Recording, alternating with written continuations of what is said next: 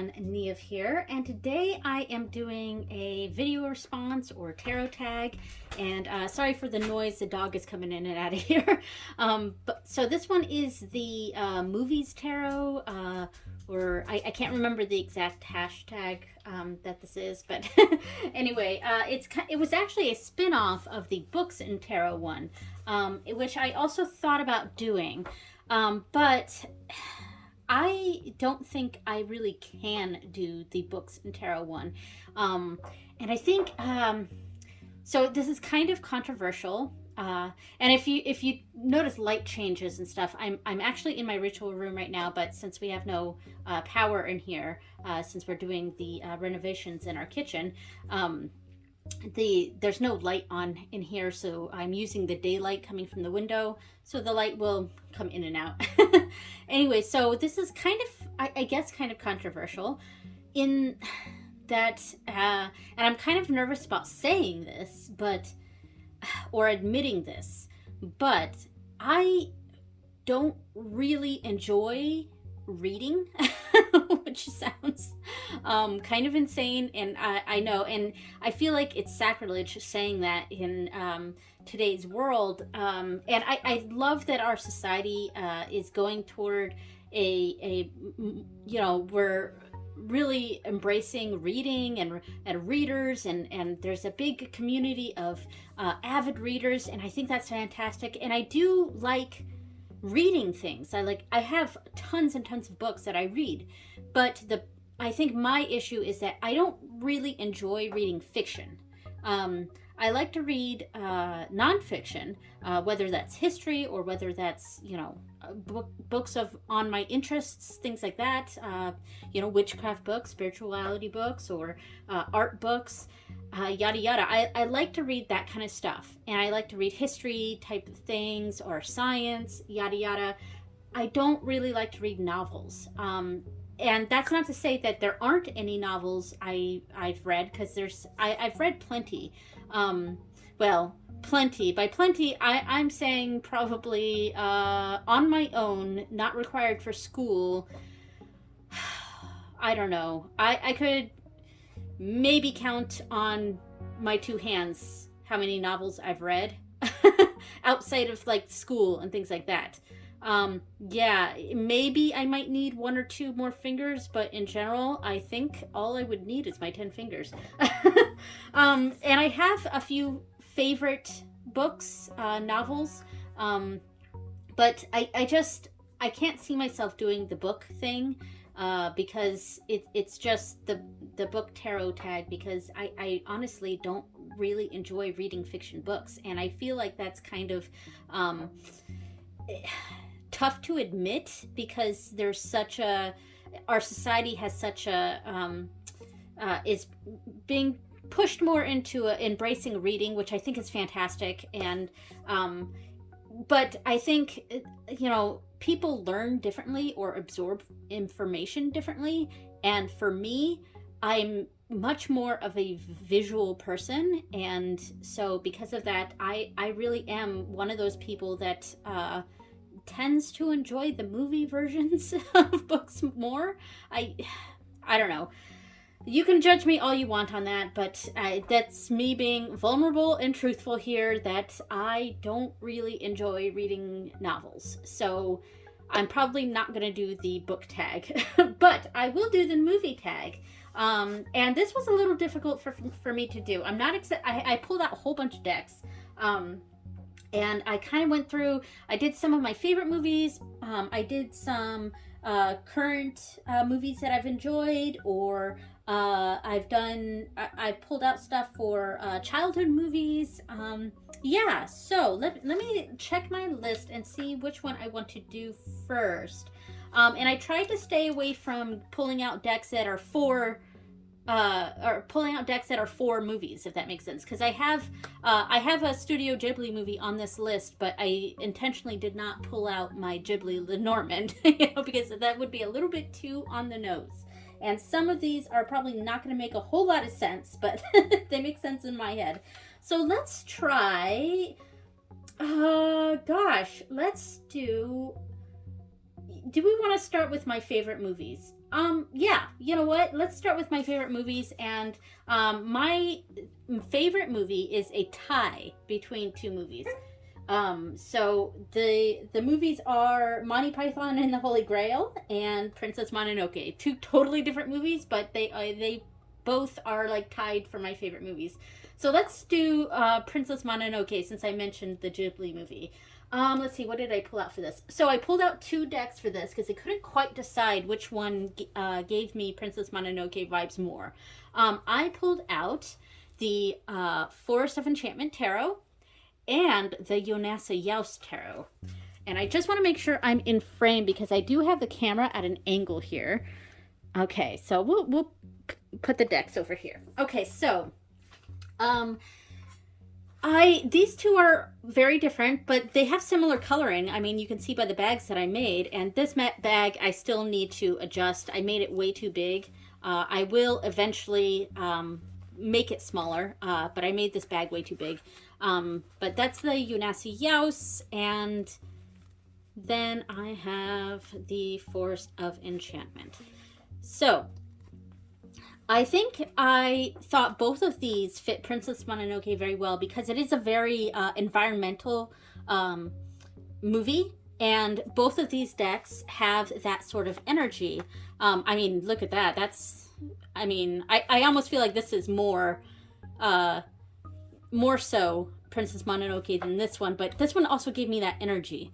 So, I mean, it goes without saying. I mean, it makes me think of the forest spirits. I mean, this even makes me think of the demons in the movie, the Black Shuck here. This feels very Princess Mononoke to me, but it doesn't quite have, it only feels like the forest aspect of Princess Mononoke. And here's, we got the animal friends, and yeah, so this one definitely gives me the more forest aspects of Princess Mononoke, whereas the Yonasa Yaus, let me pull this one out. Okay. This one almost gives me more of the Iron Town sort of feeling from Princess Mononoke. I mean, and the backs are cute too. I like this. And this was the main inspiration for the bag that I made. Yeah, so I mean, it still has that the forest elements to it, but even the characters in here sort of make me think of Irontown. This one really makes me think of Irontown. Plants growing out of things. Yeah, both of these decks definitely give me Princess Mononoke vibes. I do think I lean towards the Forest of Enchantment, but this one, I couldn't have these without... I couldn't do this without bringing in the Yonasa Yaus one, because this one also gives me some of that Princess Mononoke vibes. All right, I like this. Okay, so let's put these away, and I'll pull out the next one.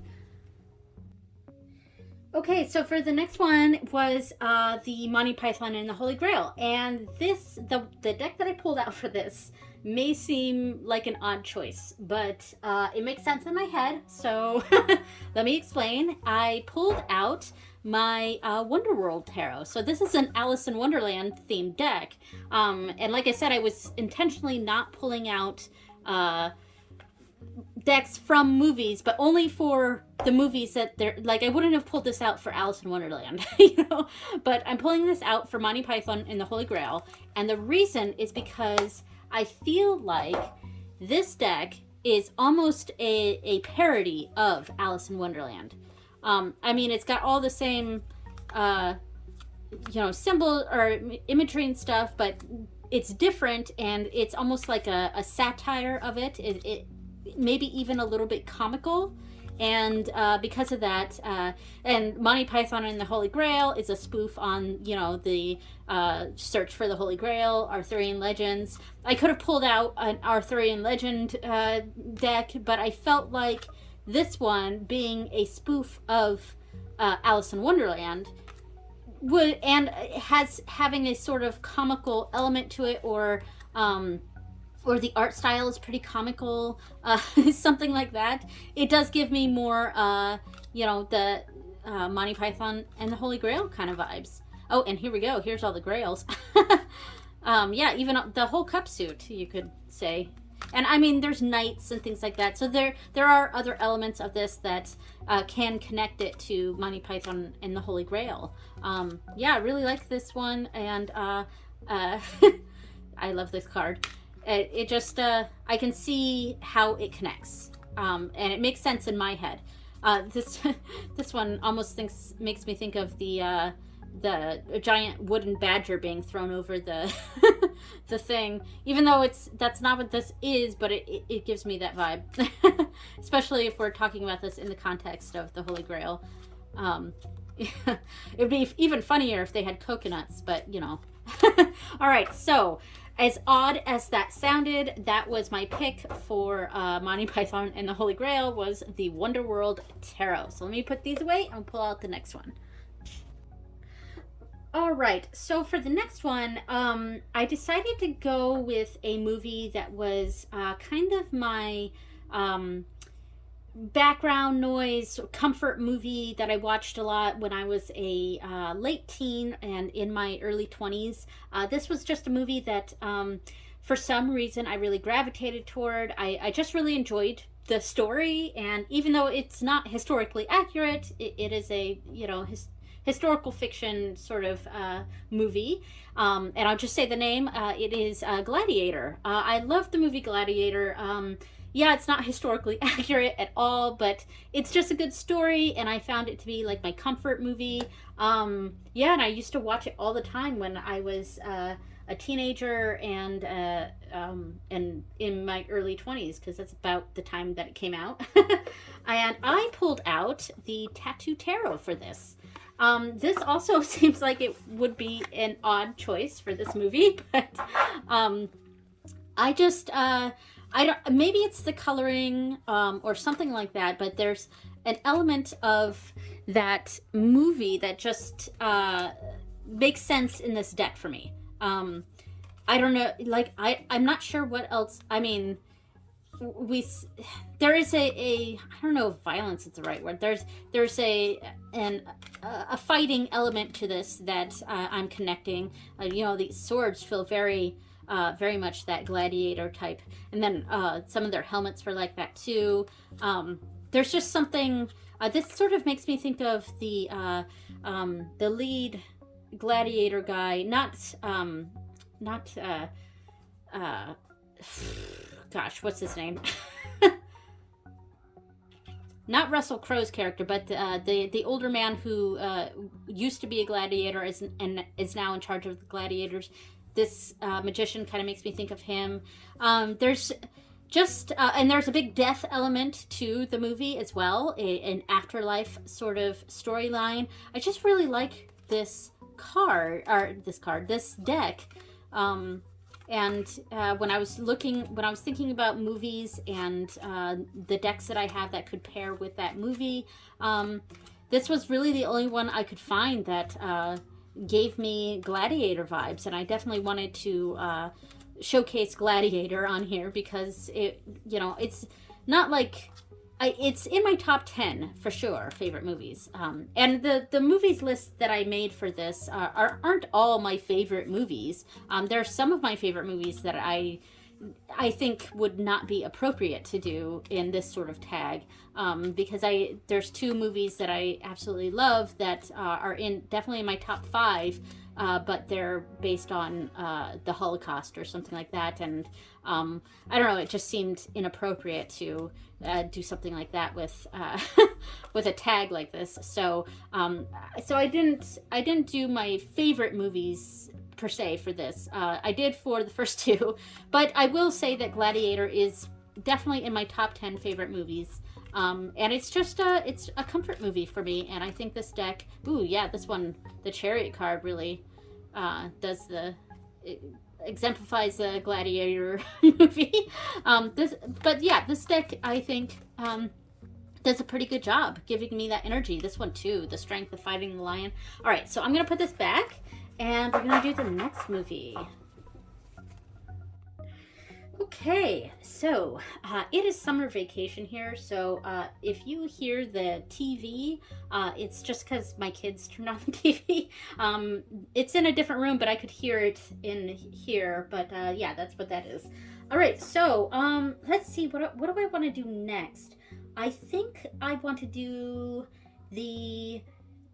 Let's do movies from my childhood. So I'm gonna do this one first. So I picked this movie because this was actually the last one that I picked, and it's more that I was looking through our DVDs back when we had DVDs as our main, form of watching movies. Now everything's digital, but I was looking through our DVDs and trying to see if there was any movie I could find in movies that we owned that immediately made me think of one of my tarot decks.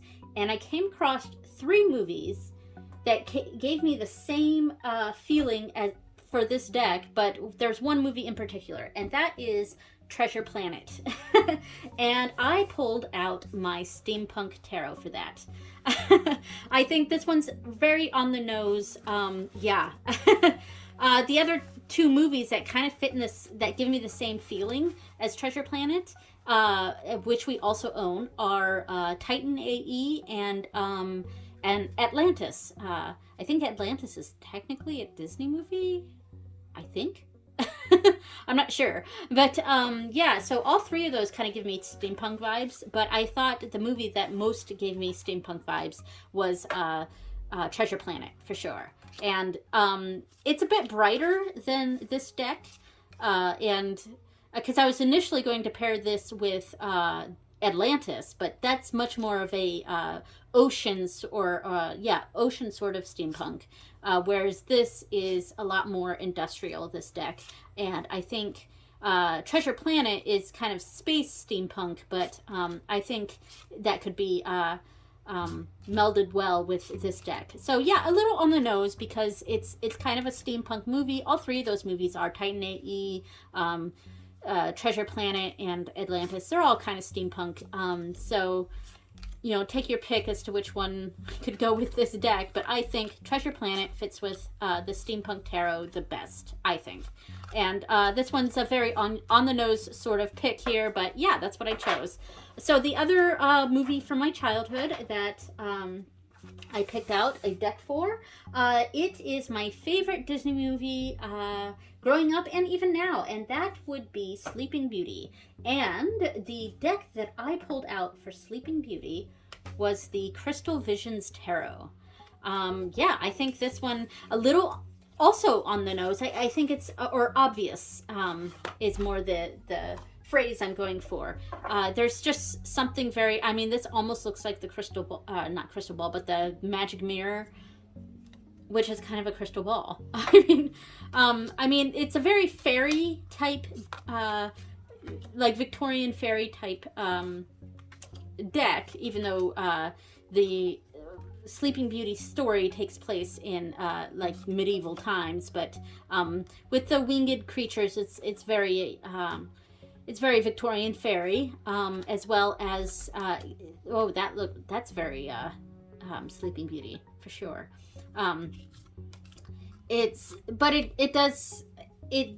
I think melds well with the Disney movie, Sleeping Beauty. Yeah, wow. Yeah, there's just a fairy tale aspect to this deck that I think goes very well with Sleeping Beauty. So, again, a little bit... Oh, this one. Yeah, that one makes me think of it. It's very princessy, but also almost has that medieval element to it. It just gives me the...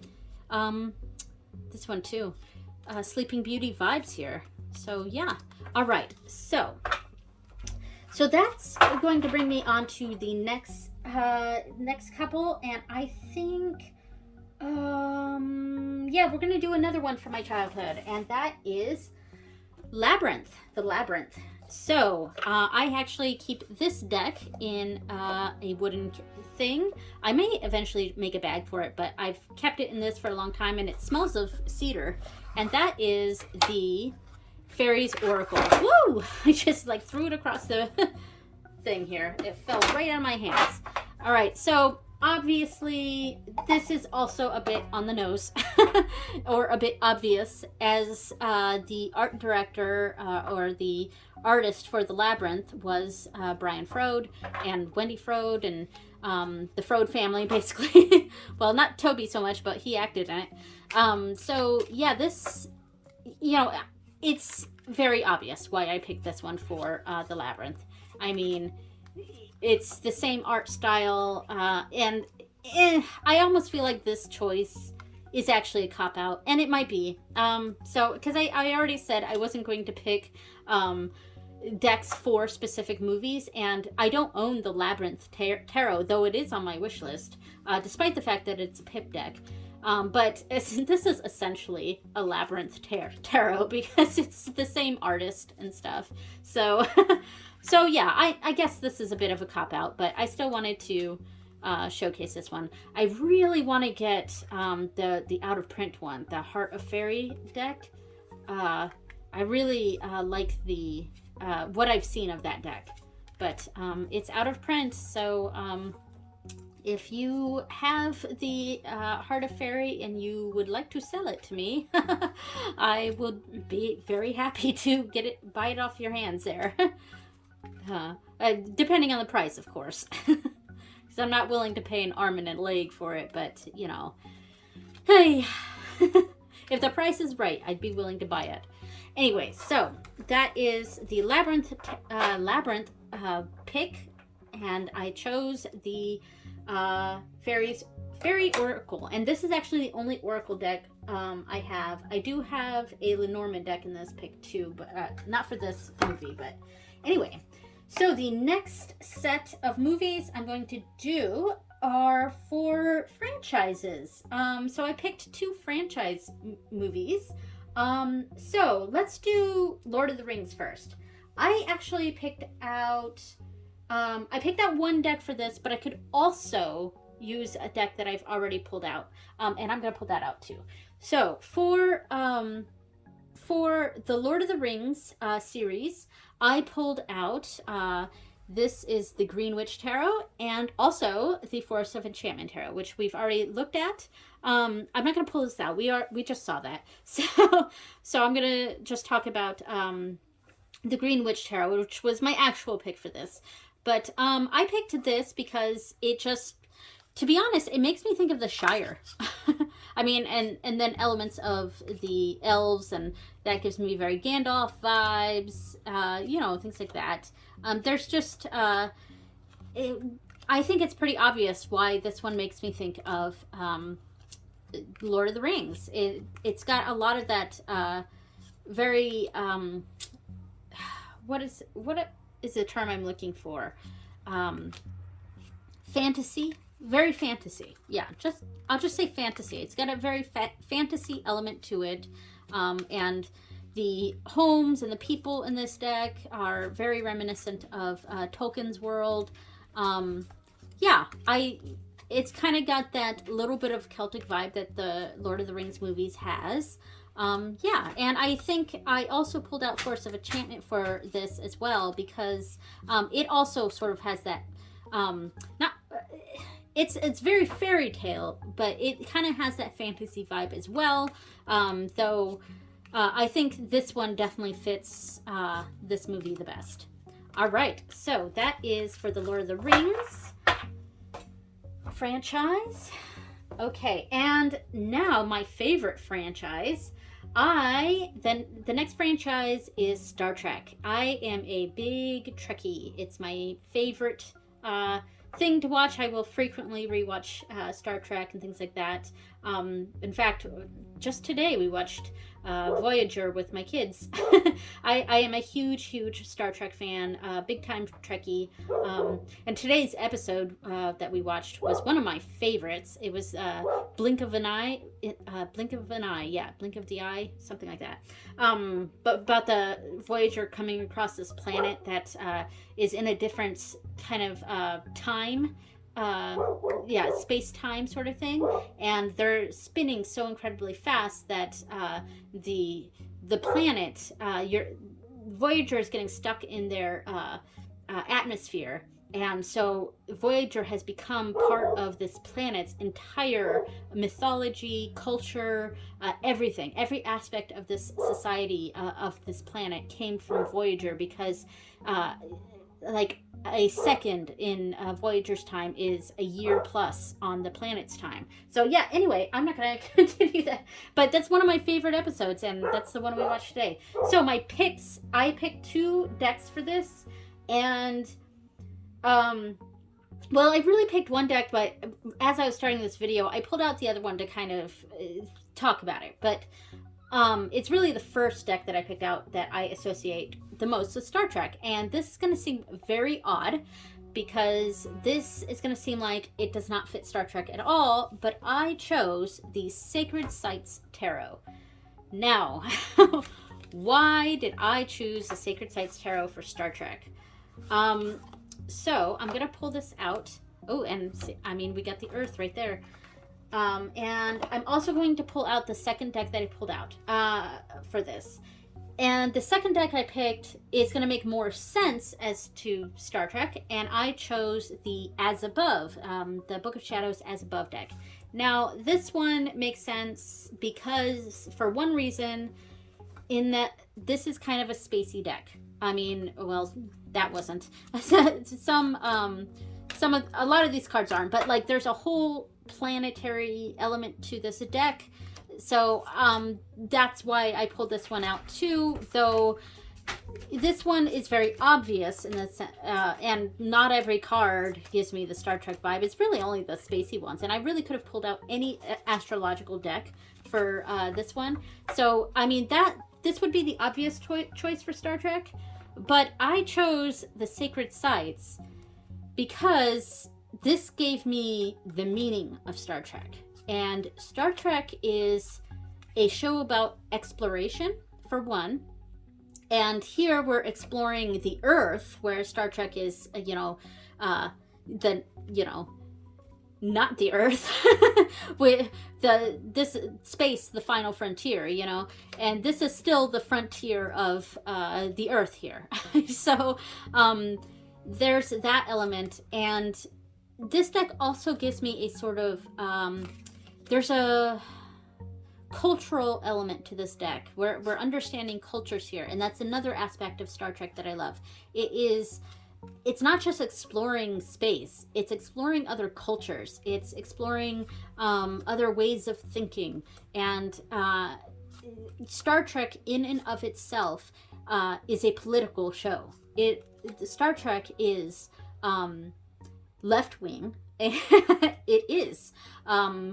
And I also think it's funny, and this is talking about, I mean, we're going beyond the scope of tarot here, but I think it's hilarious when there are conservative fans of Star Trek, because I really, like, have you seen Star Trek, dude? Sounds like you've never watched Star Trek, but okay. Which is actually a Facebook group that I'm in. Star Trek is and always has been incredibly progressive. It's always been about progressive politics. It's always been woke. And that's another thing that I think is hilarious when people start complaining about the modern Trek shows and movies and how woke they are and things like that. And it's like, when did Star Trek get so woke? 1966. That's when it got woke. Anyway, so how it relates to this deck, really, a lot of it is the exploration. The exploring, I love this card. The exploring, the understanding different cultures, understanding the mythos of other people. And that's, I think, what the core of Star Trek is about. So that is why I chose the Sacred Sites Tarot for the Star Trek franchise. So my final movie is a modern favorite. And this is going to seem kind of fun. But a couple months ago, we watched Turning Red with my kids. And I gotta say, I really, really enjoyed that movie. Now, Turning Red, I I think part of what really drew me to this movie is just the honesty of it. It's a movie that takes place in 2002, and that is the year I graduated high school, so I'm a little bit older than the characters in the show. But I really, really related to them. And their sort of their junior high, middle school issues and concerns and things like that were a lot of my concerns. Their interests were a lot of my interests. I was really into, well, this, since we're talking about junior high here, I was really into the Spice Girls. This was just before boy bands. I mean, I was a New Kids on the Block fan too, so there's that. But I mean, this was just before NSYNC and Backstreet Boys, and I think maybe they were getting their start there. So yeah, they were kind of getting their start there around that time. But I was in high school when NSYNC and Backstreet Boys were really getting their start or getting popular.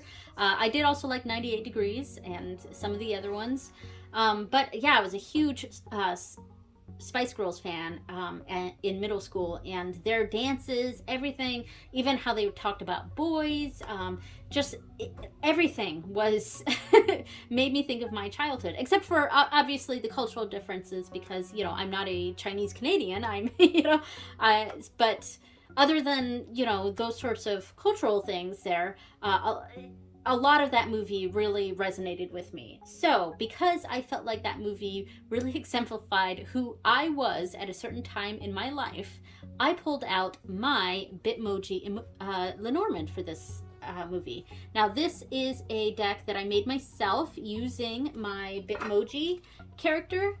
So that's me, and I'm on the back as well. Hopefully you guys can see this. The light shifted a little bit, but that's me on the back. And every card, except for the man card, has me in there. There's a tardigrade for a bear, because it's a water bear. Get it? Haha. So, yeah, see, there I am for the woman card. I also have extra man and woman cards, or they, them cards, things like that. I have extra ones there in different configurations. But yeah, since I think that movie did a very good job, kind of showing what typical girl adolescence is, and boy too. It felt like who I was at a certain period in my time, in my life. So I picked out the deck that really is literally me. So, that one, that's funny. So yeah, that one definitely gives me, this one and this one. This was Rider. This one really gives me Turning Red vibes. And I think I have another extra card for Rider. I have the Bumblebee. That's also another card I have for Rider. I really like the Axolotl though. So yeah, and this looks like my dog. So this deck does a really good job showing me, literally me. And I thought that movie was incredibly relatable. It was a very, very relatable movie. And of course, my husband is the last card. I was trying to find him because that's really the only card in my deck that is not me. And that's my husband card. All right, so that is everything. I'm gonna pull out all the decks right here to get a screenshot for the thumbnail, and that'll be it. Okay, so there we go. All right, so thank you so much for watching, everyone, and I will see you next time. Bye, everyone.